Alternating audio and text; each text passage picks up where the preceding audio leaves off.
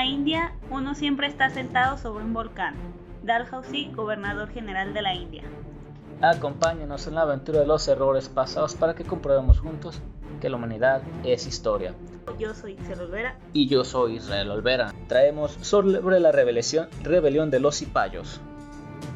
El Reino Unido, a través de la Compañía Británica de las Indias Orientales, 10 o 5 veces rápido y a ver si no te trabas, pero bueno, controlaba a mediados del siglo XIX la India, tanto a través de alianzas como bajo el control directo de ciertos territorios. Como recordarán, la mayor razón del eurocentrismo del mundo de Occidente viene de estos hechos, que durante mucho tiempo los imperios dominantes eran los señores de Europa, bueno, unos cuantos de ellos al menos.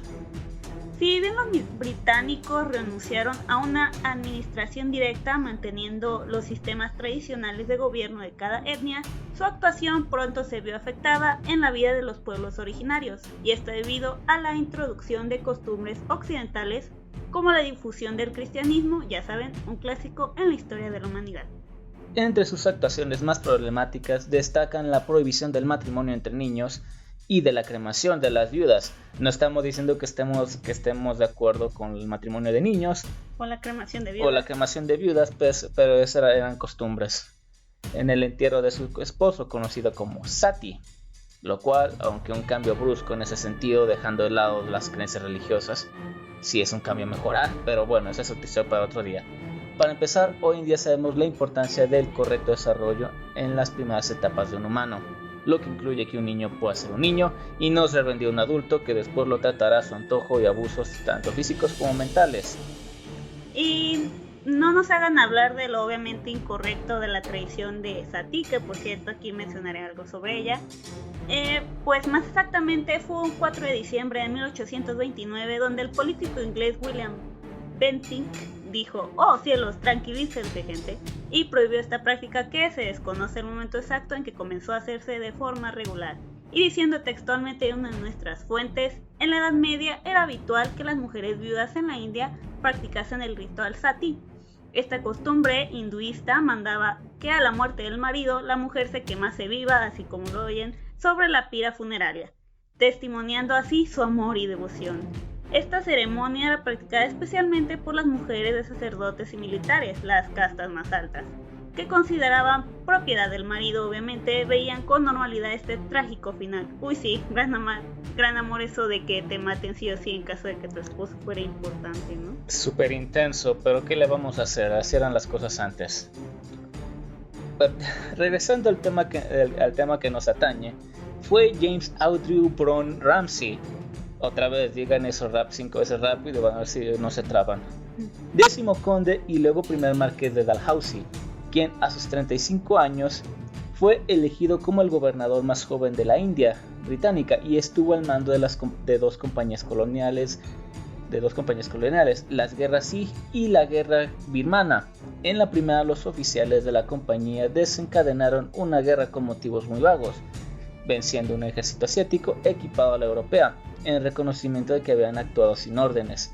Tras la victoria enviaron un corto mensaje a Dalhousie: hemos pecado.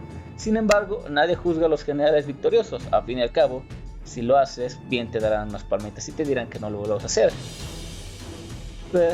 Preocúpense cuando fallen, porque ese es doble castigo. Y sí, más en el rango militar, ¿no?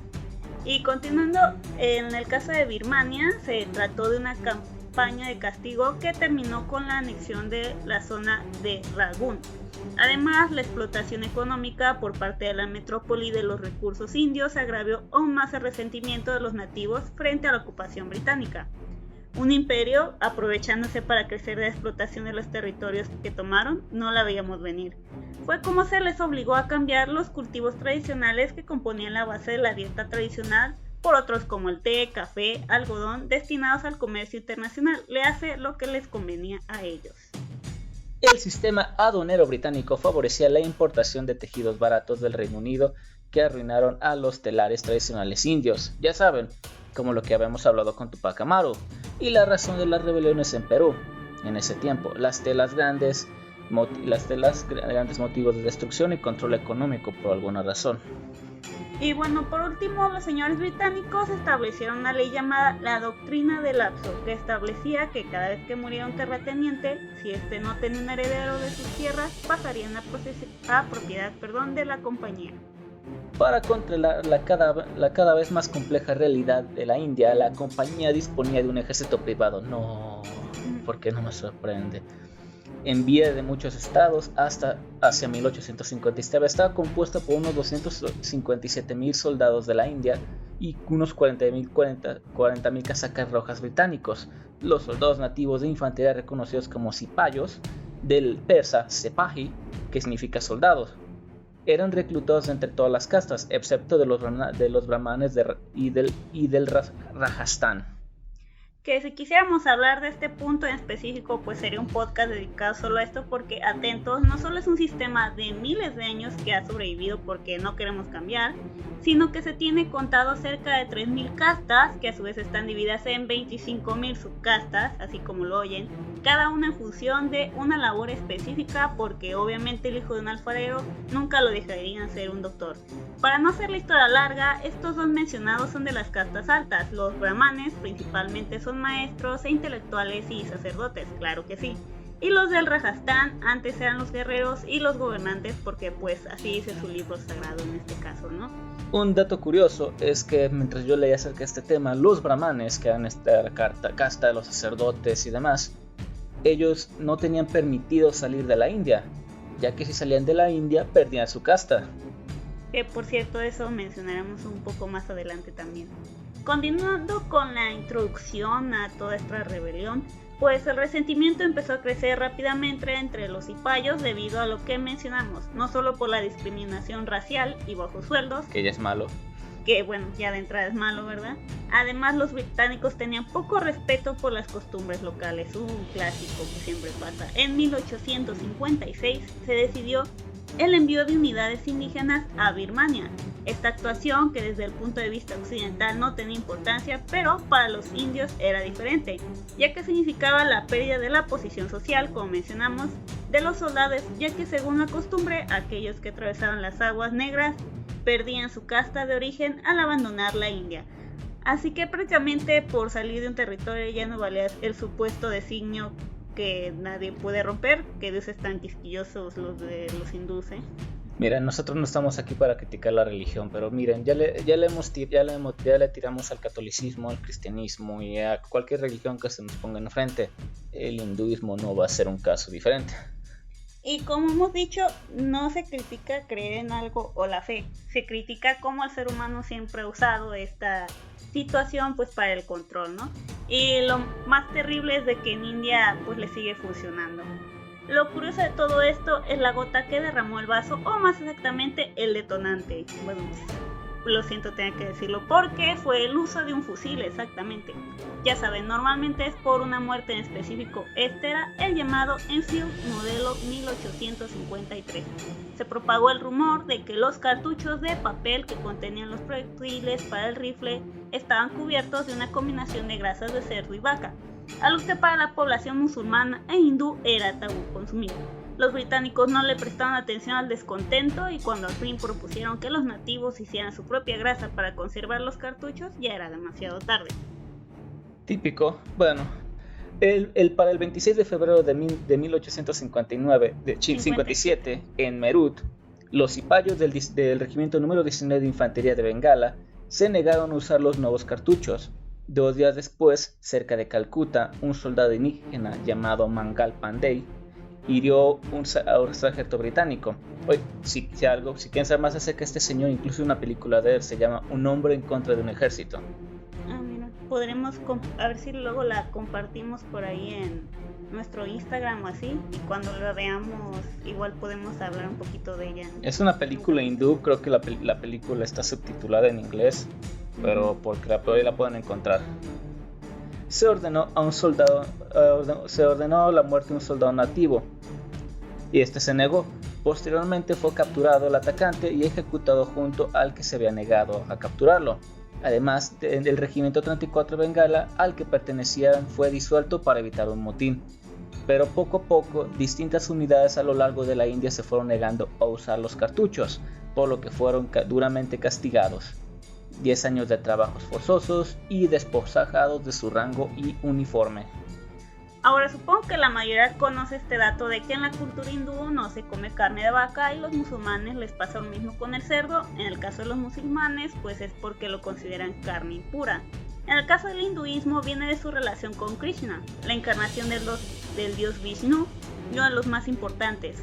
Las vacas tienen un gran protagonismo, ya que Krishna es un vaquero y aparece siempre rodeado de estos animales. Cuando decimos vaquero no nos referimos hacia el sentido lejano no, nos referimos que literalmente tenía vacas. Sí, tenía muchas vacas. Era un vaquero y aparece con estos animales y se le asocia como el símbolo de la vida, y como dato extra, en la India se celebra el Día de la Vaca durante la luna creciente del mes de noviembre, llamada Kartika.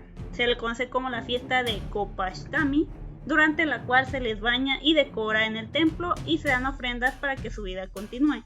Incluso en textos religiosos se nombra a la vaca como Devi, la diosa, y Aditi, madre de los dioses. Esto directamente una de nuestras fuentes, no sé si conocías tú estos datos. Yo había escuchado de por qué era tabú en el hinduismo comer vaca.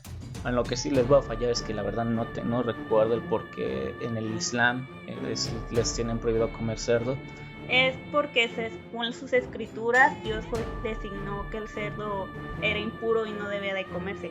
Aunque históricamente hablando ya se ha comprobado que estas ideas venían simplemente porque en esos tiempos pues no era carne segura de comer. Entonces, ¿cuál es la mejor forma de decirle a la gente no se lo coman? Pues decirle, nuestros textos sagrados dicen que no se los deben de comer. Y esto no tengo manera de comprobarlo, tendré que buscarlo, pero algo así leí alguna vez. Y en el caso del hinduismo, la vaca dicen que porque se supone que Krishna bebió de la vaca, ya sabes, algo tipo Quetzalcóatl cuando moría de hambre, la vaca se ofreció, le dio leche y así, entonces pues ya tienen a la vaca así como lo principal, ¿no? Digo, tal vez aquí debieron haber hecho eso con el conejo, él se sacrificó, no solo dio su leche. Pero bueno, continuemos. Ahora sí, lo que sucedió en esta rebelión, pues luego de esto múltiples unidades comenzaron a sublevarse, e incluso líderes locales hindúes se unieron a la rebelión, incluido el emperador Bahadur Shah Zafar, que se unió a la rebelión, aunque se negó en múltiples ocasiones. Esto hablaremos un poco más tarde. Los cipayos fueron instigados por la población civil a sublevarse, tras un rumor de que los británicos planeaban desarmar a todos los nativos. De esta forma, los cipayos, junto con los presos que liberaron al estilo francés, comenzaron una masacre indiscriminada de civiles de origen europeo en Meerut. Así a lo loco sacaron toda su ira de una. La guarnición británica, conformada por 2.000 soldados y 12 piezas de artillería al mando del general Hewitt, fueron capaces de expulsar a los cipayos, pero no fueron capaces de perseguirlos. Mientras tanto, el regimiento número 60 de Infantería Británica no pudo llegar a tiempo porque aparentemente no está en uniforme. Tuvieron que cambiarse. Me pregunto con qué cara le dieron ese reporte a sus superiores. En fin, Hewitt era un oficial cercano a la senilidad, estaba ruco. Muy ruco. Que fue incapaz de controlar la situación. O sea, él debía ya estar jubilado. Esa sobreexplotación le resultó mal. En lugar de advertir a las guarniciones próximas, trataron de resolver el problema de manera local, lo que permitió a los amotinados alcanzar Delhi. Aparte de tardados, tercos y orgullosos, pues metieron la pata en grande hasta el fondo. Y bueno, el marcador sería Imperiales 0, Rebeldes 10, porque ese nivel de ineptitud haría que cualquier árbitro diera puntos extras al otro equipo. En serio, bueno, durante el conflicto, musulmanes e hindús formaron las fuerzas rebeldes, mientras que los Sikhs y los Gurkhas, que son otras de las llamadas castas, perdonen si no sabemos pronunciar esto, ellos decidieron combatir del lado británico. El sur de la India, dominado por los príncipes hindús, no mostró ningún interés en alterar el status quo. Serían generosamente compensados por los británicos tras la pacificación. Y antes de continuar, escuchen este autoanuncio. Figuras de Lana GDL te invita para que aproveches nuestras ofertas. Recuerda que puedes encontrar una gran variedad de muñecos, detalles y accesorios de lana natural de borrego mexicano elaborados con la técnica de Nelly Felting. También puedes solicitar tu personalización de los tuyos. Varios de nuestros productos tienen descuento en nuestras tiendas. ¿Qué esperas para regalo único y hecho en México? Nos encuentras como Figuras de Lana GDL en Facebook, Instagram, TikTok, también búscanos. Gracias por este anuncio publicitario. Después de ese anuncio, de ese autoanuncio del negocio de mi hermana, continuemos con el tema. Los efectos de la rebelión fueron estos. El ejército de Bengala, de 124 unidades nativas, 59 se amotinaron, 37 pidieron efectivos que se unieron al motín y fueron desarmados y disueltos. De 88 unidades de artillería y caballería, 50 se amotinaron, 33 fueron disueltas. Las fuerzas irregulares de Oudh, que eran 14 regimientos, se amotinaron en bloque, al igual que las fuerzas de árabes y afganos, mercenarios contratados por los notables favorables a la rebelión, que por cierto los mercenarios árabes solían llegar regularmente vía marítima para buscar trabajo en los ejércitos de los príncipes soberanos. Esto suponía una superioridad numérica de 6-1 en contra de los británicos, pero como en muchos otros intentos de rebeliones e independencias, pues ellos tenían los números pero no tenían ni la experiencia ni la organización del imperio al que se enfrentaban. Por otra parte, el ejército británico estaba formado por fuerzas europeas de la compañía, 3 brigadas de artillería a caballo, 6 batallones de artillería y 11 baterías de campaña, con 3 batallones de infantería. Madras y Bombay disponían de fuerzas equivalentes. Los regimientos de la reina, 18 batallones reales, servían en la India en 1857 y podían ser inmediatamente reforzados por el 14 de dragones, el 64 de infantería y el 78 de Highlanders, que habían combatido en Persia durante el conflicto, pero tras las acciones iniciales fue posible disponer de más fuerzas procedentes del contingente destacado en China. Ahora, si se preguntan qué es un dragón y un Highlander, puedo responder la parte del dragón. No recuerdo, el Highlander eran soldados de origen escocés, pero el dragón era un soldado que iba a caballo, pero peleaba a pie. O sea, más bien llevaban el caballo para movilidad, pero a la hora de bajar era más bien para que se bajaran, pegaran tiros y luego se movieran a su siguiente zona con el caballo. O sea, ¿eran mitad caballería? No mitad caballería, porque su objetivo no era ser como tiradores en el caballo, sino que más bien su objetivo era que el caballo lo llevara a la zona en la que tenían que pelear, pelearan, y ya que pelearan se subieran al caballo y fueran a la siguiente zona en la que los ocupaban. Ok, bueno. Cosas de cuando no había, ¿cómo se dice? Transporte aparte del caballo. Bueno, en ese tiempo en Europa ya existían los primeros carros, ¿no? En los 1800. Sí. No, carrozas. Tenían un carro. Tenían carrozas, pero las carrozas no eran aptas para llevarlas fuera de las ciudades. Sí, fue hasta ya finales de 1800 ya que hubo más carros. Claro, esa es la definición de dragón que yo tenía entendido. Si estoy equivocado, háganmelo saber. Pero bueno, continuamos. Bueno, Delhi, que fue en algún momento la capital del Imperio Mogol y carecía de una guarnición británica, solo el 54 regimiento puso resistencia, mas no fue muy efectiva, y los europeos fueron torturados y ejecutados, apenas tomados prisioneros. Ya saben, ojo por ojo siempre pasa. Los amotinados encontraron al emperador mogol, Bahadur Shah Zafar. El motín ya contaba con una cabeza visible y un programa: la expulsión de los blancos. De esta forma la rebelión ya tenía un líder, un plan y un objetivo. Aún así había demasiada división de poder en la India y no pudieron crear un frente unido en contra de los británicos. Otra de las líderes de la rebelión de los cipayos fue la llamada Lakshmi Bai, discúlpeme si lo pronuncié mal.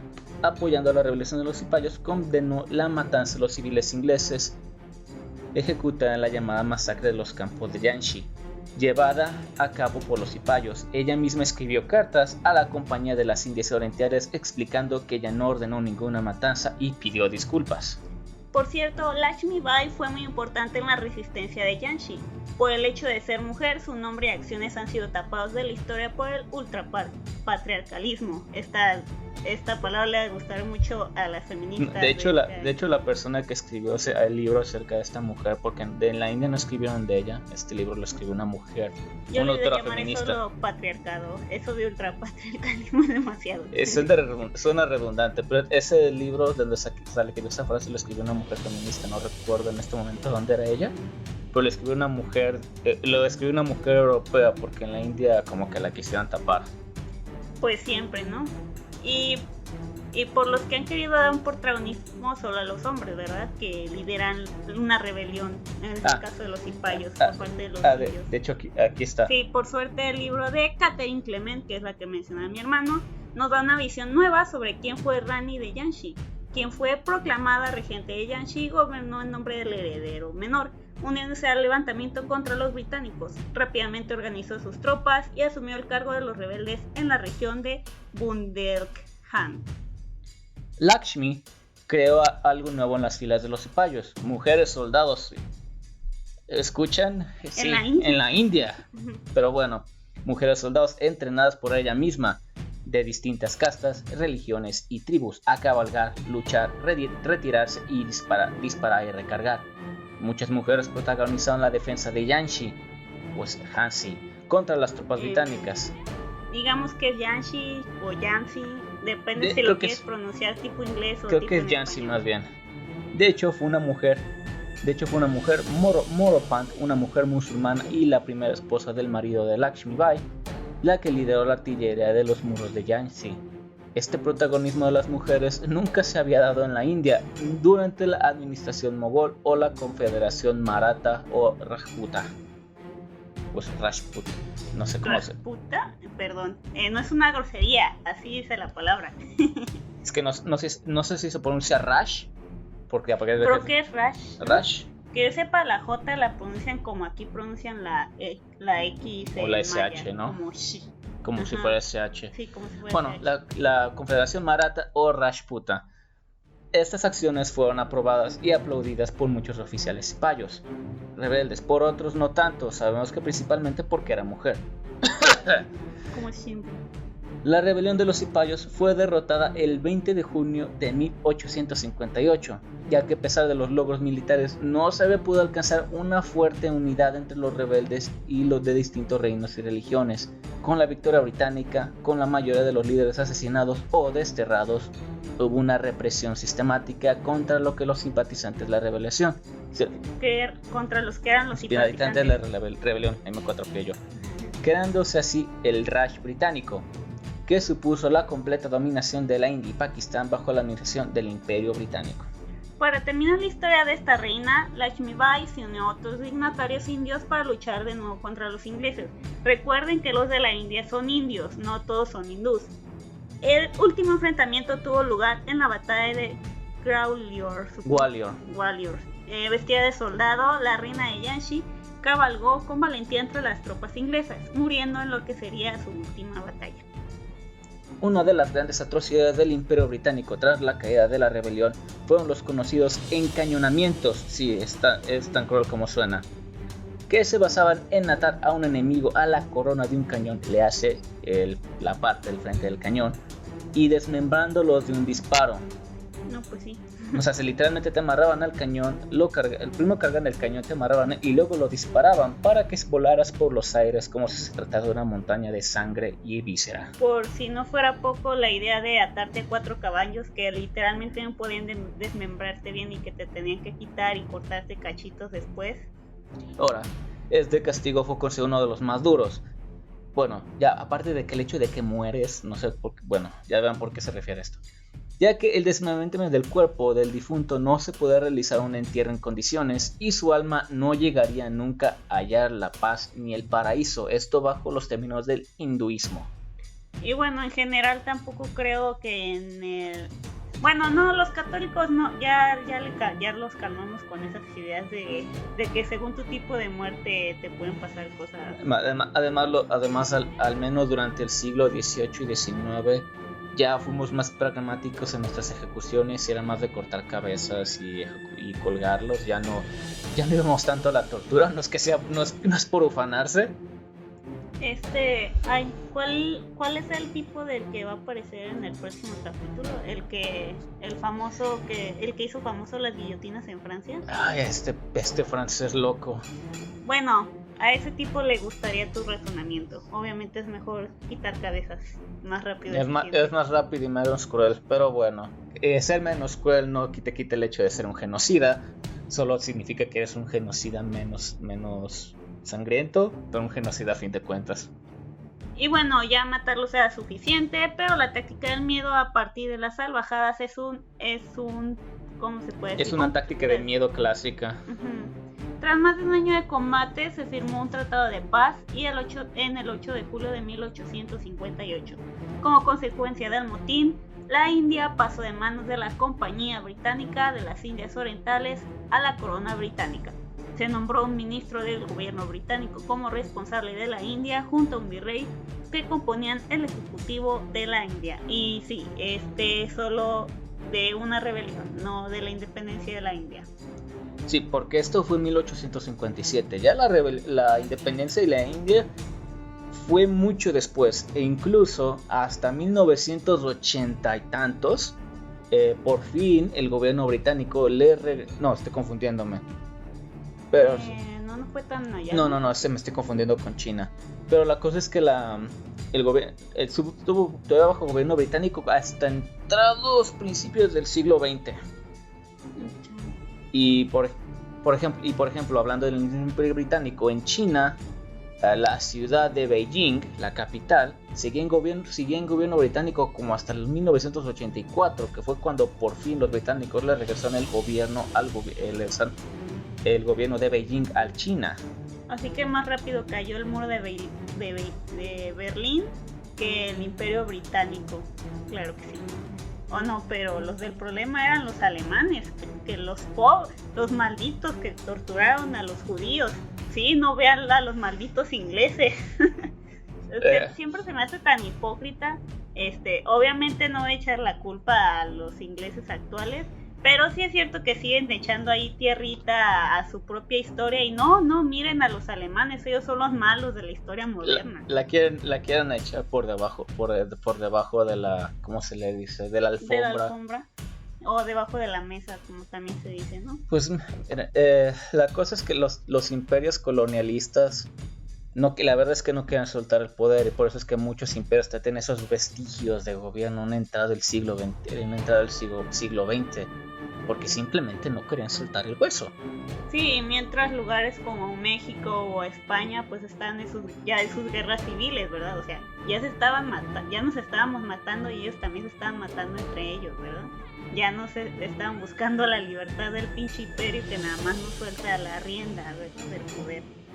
Ahora, yo sé que a muchos de ustedes les parecerá que nos tomamos poco con este episodio, pero la verdad es que entre la información que yo estuve encontrando acerca de este tema, podríamos hacer un episodio completo solo hablando de la campaña militar, de la guerra, y por eso lo pasamos por encima, porque si me van a hacer por esto, hubiera sido otros otros 40 minutos. Y yo creo que vamos a volver a tocar este tema después en alguno de los capítulos extra, porque sí queremos hablar de la campaña militar de esta rebelión. O un capítulo completo después, porque si es tanta información, pues les podemos traer otro capítulo así para que sean dos en lugar de solo uno. Pero ahorita en este momento me quería concentrar más en lo que era en la parte social y política de la rebelión, no tanto en la parte militar. Y igual hay personas que no están tan al tanto, tal vez no se sienten tan atraídas de la historia militar, entonces pues aquí tienen como lo principal de todo lo que es. Además, si fuéramos a hablar de la campaña, se escucharían repetíamos muchas veces la palabra regimiento, soldado y artillería. Ahora sí que pues principalmente para que no sea, como ya saben, nosotros tenemos así como un estándar de cantidad de minutos, principalmente porque nosotros mismos decimos para qué llenar de un montón de cosas, preferimos hacerlos muy concretos para que aquella persona que de pronto está buscando alguna información concreta pues pase y escuche estos 30 minutos y ya si quiere saber ya lo exacto de las campañas militares pues pueda ya escuchar si hacemos otro episodio, ¿no? Y bueno, el próximo episodio es de ¿cómo se llama? Teresa Garrús. Creo que era Garrús. Bueno, era una española que vivió en Francia durante la Revolución Francesa. Y bueno, ella ahora sí que es otra de las mujeres que hay que recordar, que aún está en una posición, pues era ella de la nobleza, de una posición acomodada, aún así ella intentó salvar a muchas personas de la ejecución durante ese tiempo, porque pues ya saben, la Revolución Francesa les pasó lo que a los rusos, andaban descabezando gente y matando gente de aquí para allá de a diestra y siniestra. Entonces esta mujer intentó salvar a las personas inocentes que pues solo están sufriendo la ira de la gente común, ¿no? Hagan de cuenta que ella fue como Oscar Schindler antes de que Oscar Schindler naciera.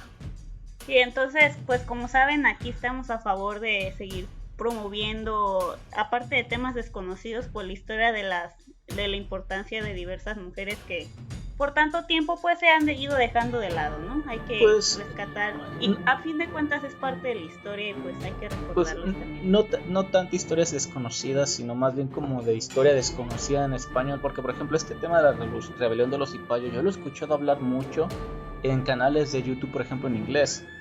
Por ejemplo, hay un canal que me gusta que se llama The Armchair Historian o Simplified History. Ah, sí, yo sí veo a esos tipos también. Que ellos han hablado de este tema, pero en español no he escuchado esto, la verdad, y es algo que a mí me saca de onda, porque me parece que es algo muy interesante.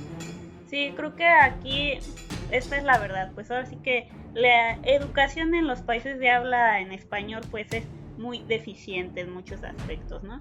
Y hablan, por ejemplo, recordando este muchacho Darío, que un saludo para él, que nos comentaba que aún él desde El Salvador decía que aún así él envidiaba de cierta manera el sistema educativo mexicano, y nosotros mientras de, rayos, sí quedamos de estar mal, si en otros países pueden decir que en México está más decente, ¿no? Porque bueno, al menos aquí en México cada día ves los libros más y más delgados, no se diga los de historia, ¿no? Entonces parece que queremos estar diluyendo las cosas y mejor decirle al niño, ponte a ponerle nada más periódico a tu globo para hacer piñatas y haz tu maqueta, lo único importante. Y haz tu maqueta de la expropiación petrolera, que no se te olvide. Pero que no sepas exactamente por qué se expropió, qué pasó, quién era el presidente, la situación social y política. No, eso no importa. Lo único que importa es que quede bonita tu maqueta para presentarlo y que tengas tu calificación. O por ejemplo, tirándole tierra ahora sí a nuestros vecinos de allá arriba, del otro lado de la frontera. No me acuerdo dónde escuché, no sé si sea real siquiera, así que tómenselo con un grano de sal. Había una propuesta de que aparentemente en algunos estados los ofendidos de Twitter, ya saben, esa gente, se estaban quejando y querían prohibir querían prohibir que se enseñara la historia de la Segunda Guerra Mundial. Así como lo escuchan, así de ridículo y así de estúpido. Digo, a una hora nos pasa siempre que queremos hablar de nuestros amigos alemanes innombrables del pasado. La Alemania no. Eran los nacionalsocialistas, ¿no? El Partido Nacional Socialista Alemán. Sí, bueno, les diremos así, aunque sea más largo, porque pues así tal vez lo detecte menos, ese tipo de algoritmos. Porque aparentemente, digo, así seas hijo, para empezar los hijos ya están grandes de las personas que vivieron en esa época. O muertos, y pues ya nada más quedan los nietos, que sinceramente pues es parte de la historia de tu familia, pero no porque hayas tenido un pariente de esta índole te hace a ti eso. Digo, si vamos a hablar de la modernidad, pues supone que ese tipo de cosas se deben ir dejando atrás, ¿no? Ahora sí que sí y siempre es importante tus raíces y tu historia, como lo hemos visto, pero eso no te tiene que definir a ti como persona. Y es terrible que pensemos que para no herir sensibilidades no vamos a hablar de ciertas cosas, entonces vamos a llevar otra vez al oscurantismo, porque todo mundo va a querer censurar algo que no le gusta de su historia. Es como muchas veces he escuchado por ejemplo, de medios que dicen que hablar de ciertos motivos de historia, como lo que nosotros mencionamos ahorita de cómo es de patriarcal la cultura en algunos lugares, que tiene un efecto contraproducente, ya que la gente piensa que eso es lo normal. Y no, ese no es el efecto. El chiste es que tenemos que hablar de ello. Ahora sí que hasta cierto punto condenarlo del cómo era eso antes, para que hoy día no se vuelva de esa manera. Lo único que va a pasar si suprimes la historia es que la vas a repetir. Sí, digo, sí, de por sí, sí, ahora sí que intentando estudiar pasa, ¿no? Siempre va a seguir pasando, porque pues los humanos estamos condenados a siempre caernos con la misma piedra. Pero si aparte no promueves eso, la investigación, que la gente le importe realmente lo que pasó y por qué, pues igual, ¿cómo esperas que les importe el presente si no saben por qué el presente está así, verdad? Pero bueno, ya dejando aquí la reflexión. Nos fuimos por una tangente otra vez. De nuestra opinión personal y eso. Pues datos curiosos está esta reina, tal vez en un especial de datos extras después hablamos un poco más de ella porque igual no hay mucho que encontremos. Como saben, de todas maneras esta rebelión no es que haya durado mucho, ella solo apoyó una parte, pero pues igual podemos hablar después un poquito más de ella. Y bueno, como siempre, gracias a nuestros escuchas de México. Si hay alguien por ahí de Guadalajara, pues los invitamos, pásense. Ahí si les gusta una figurita, cómprenla, digan, pásennos fotos, no sé. Mándenos mensaje, me enteré por su podcast y así sabremos si está funcionando. O contacten a mi hermana por el Instagram que tienen de figuras de lana o Facebook, y si quieren una figura personalizada ahí les pueden ayudar. Y bueno, también esto me lleva a darle un saludo a Antonio Ortiz del podcast de AHO Radio. Si les gustan los temas interesantes, también habla así de temas sociales, a veces toma temas incluso de historia, de cositas así interesantes. Y a las que les gusta la buena música, sobre todo rock, pues pásense a escuchar su podcast, que él, aparte de que también os he escuchado, yo lo he escuchado a él, ahí también le interesó una figurita, entonces ahí sí pasa, pues le subo incluso ahí también a épocas épicas su figura.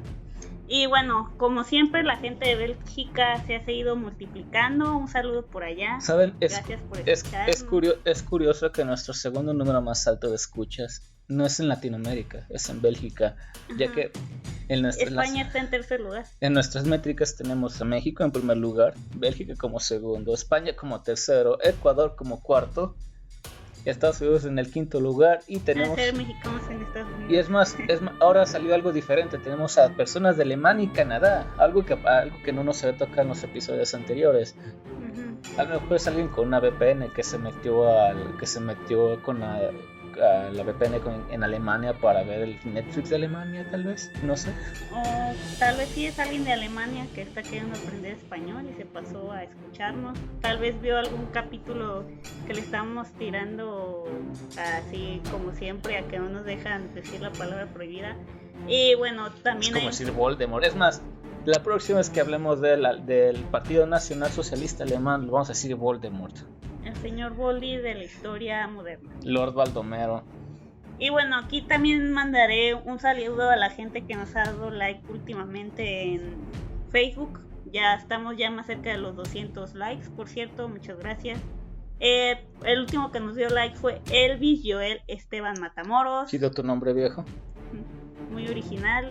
Aina Cifre, Genaro Loya, María Elena Ponce, Luis Hernández, Saúl Villaseñor y Emiliano Ramiro. Gracias por darnos like, esperemos que nos escuchen, que nos sigan. Y pues nada, ya creo que sería todo por este capítulo. También hay un saludo al chico que nos comentó en Facebook cuando hablé de Rasputín, porque el pasado 30 de enero, pues ya saben, fue el aniversario de muerte, por decirlo así, de la muerte y no muerte de Rasputín. Recuerden que ese señor nomás no moría. Y pues bueno, no hemos hablado de él porque lo cierto es que la mayoría ha escuchado de él o sabe ya más de él, ¿no?